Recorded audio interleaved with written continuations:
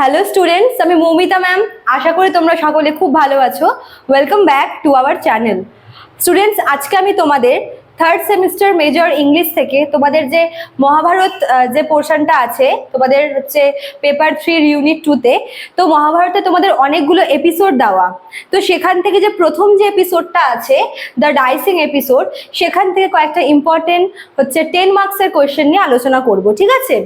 প্রতিটা কোয়েশ্চেনে কিন্তু খুব খুব খুব ইম্পর্টেন্ট। তোমরা একটু দেখে নিও এগুলো।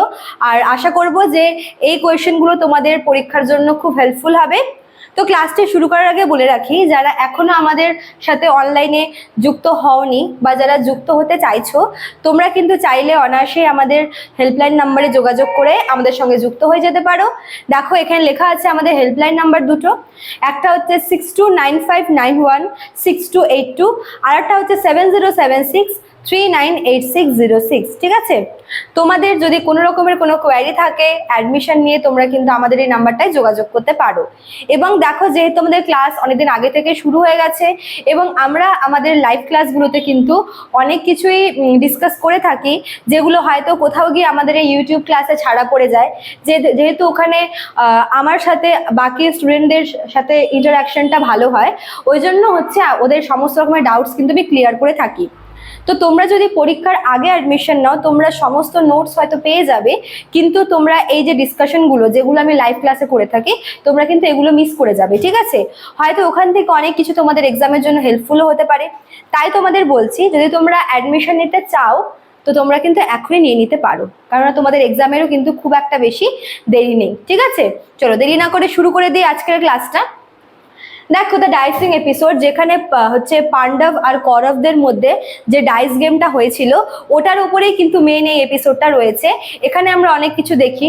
দেখো, এখানে তোমাদের আমি হালকা করে একটু এই এপিসোডটা নিয়ে ডিসকাস করে নিই।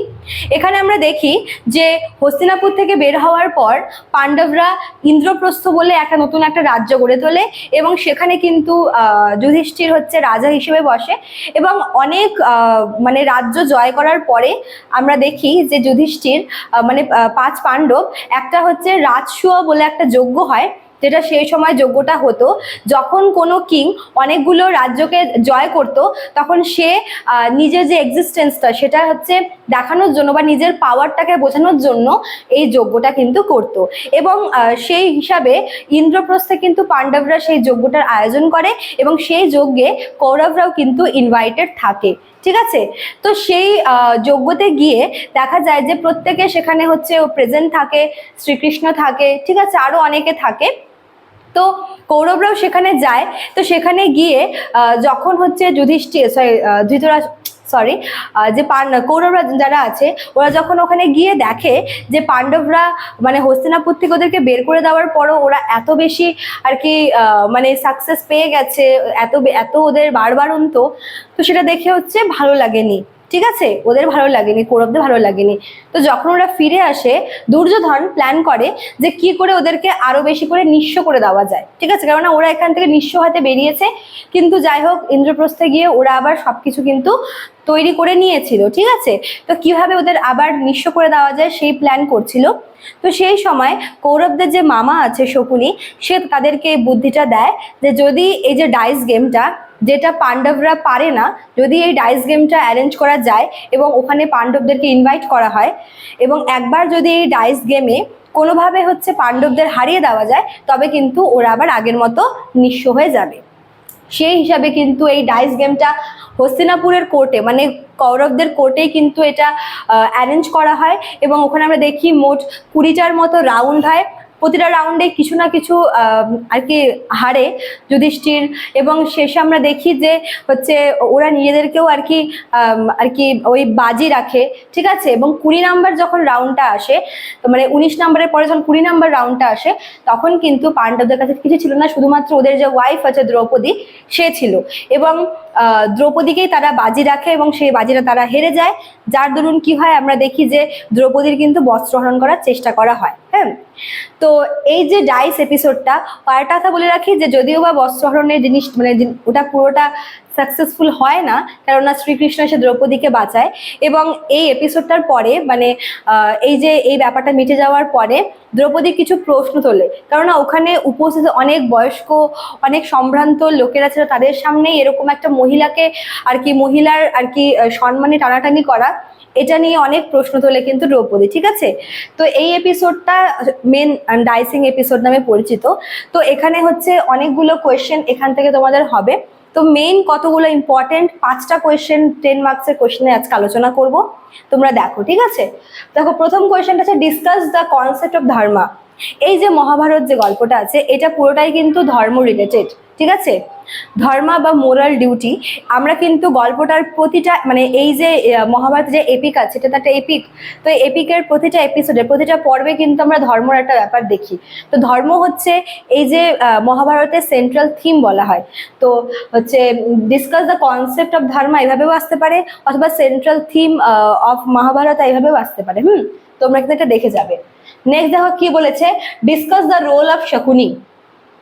শকুনির রোলটা হচ্ছে এই ডাইসিং গেমের জন্য, মানে এই ডাইস গেমের যে মানে এই এপিসোডটার জন্য শকুনির রোলটা কিন্তু খুব ইম্পর্টেন্ট, মানে আসার হাইলি চান্সেস আছে। ঠিক আছে, তারপর দেখো 3 নাম্বারটা কি বলেছে, সিগনিফিকেন্স অফ ডিসরবিং অফ দ্রৌপদী। দ্রৌপদীর যে তাকে যে অসম্মান করা হয়েছিল বস্ত্রহরণের মাধ্যমে, সেটা এখানে বলেছে। দেখো এর মাধ্যমে আমরা সেই সময় মহিলাদের স্টেটাস সমাজে, ঠিক আছে, আরো অনেক কিছু, সেই সময় মেয়েদের অবস্থা কেমন ছিল, ওদেরকে কি হিসাবে ট্রিট করা হতো, এই সব কিছু কিন্তু এখানে তোমাদের ইনক্লুড করতে হবে। এটাও কিন্তু খুব ইম্পর্টেন্ট তোমাদের এই এপিসোডটার মানে হিসাবে। ঠিক আছে, তারপর দেখো কোয়েশ্চন নাম্বার 4 কি বলেছে, রোল অফ শ্রীকৃষ্ণ। শ্রীকৃষ্ণকে তো আমরা পুরো মহাভারত জুড়েই দেখি, আলাদা করে এই এপিসোডের জন্য কিন্তু শ্রীকৃষ্ণের রোলটা ইম্পর্টেন্ট, কেননা শ্রীকৃষ্ণই হচ্ছে সেই ব্যক্তি যিনি কিনা দ্রৌপদীকে বাঁচিয়েছিল। হয়তো তিনি ওখানে একদম মানে প্রেজেন্ট, ফিজিক্যালি তিনি ওখানে প্রেজেন্ট ছিলেন না, কিন্তু সে সময় তিনি দ্বারকাতে ছিলেন, বাট তার যে ওই মানে সাহায্যটা যেটা উনি মানে সেই সময় এতজন পুরুষ যারা কেউই এগিয়ে যায়নি সাহায্য করতে, সেখানে শ্রীকৃষ্ণ যে দ্রৌপদীর সম্মানটা বাঁচিয়েছিল, তো সেই হিসেবে তার রোলটা কিন্তু খুব ইম্পর্টেন্ট এখানে। আর দেখো কোয়েশ্চেন নাম্বার 5 যেটা, significance of the game of dice. এই যে ডাইস গেমটা, এটা তাৎপর্য কি? ঠিক আছে, তো এই যে 5টা কোয়েশ্চেন তোমরা দেখো, এই 5টা কোয়েশ্চেন তোমরা কিন্তু অবশ্যই রেডি করবে।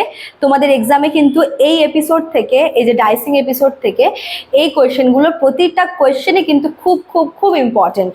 ঠিক আছে, তো স্টুডেন্টস আশা করি তোমরা ভিডিওটা তোমাদের হেল্পফুল হবে, তোমরা বুঝলে। তো আজকে এতটুকুই থাকলো, দেখা হচ্ছে নেক্সট ক্লাসে আরেকটা নিউ এপিসোড থেকে নিয়ে, এবং সেটার বিভিন্ন কোয়েশ্চেনগুলো নিয়ে আলোচনা করব। দেখা হচ্ছে নেক্সট ক্লাসে। Thank you.